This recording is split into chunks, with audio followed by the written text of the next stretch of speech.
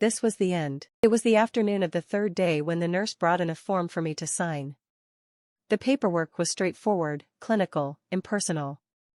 It was a request for approval to switch my father's care to comfort care, to ease his suffering in his final moments.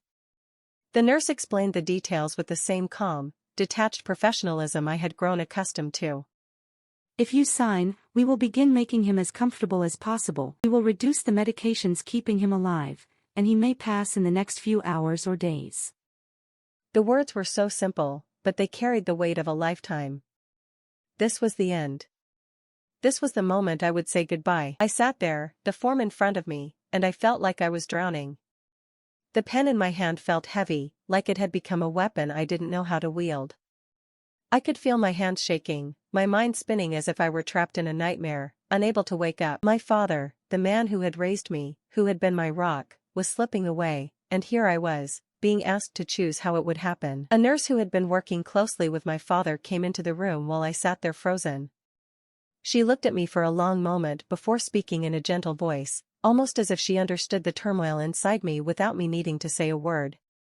"You don't have to decide now. Take your time." But time was a luxury I didn't have. My father was already fading, and every second I spent in this indecision was a second closer to losing him forever. I had spent the past few days avoiding the reality of what was happening.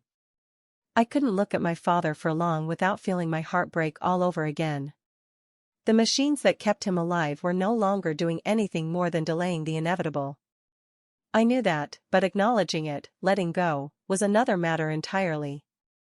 How could I accept that this was it? That the father I had known would never come back? Then, it happened. I couldn't even say when, but it was as if a shift occurred within me, an almost imperceptible moment when the fog began to lift. I knew, deep down, that the person who had been my father, the man who could tell the best stories, who taught me how to ride a bike, who could fix anything with his hands, was already gone. The body in the bed was just a shell now, and no amount of machines could restore the essence of the man I loved.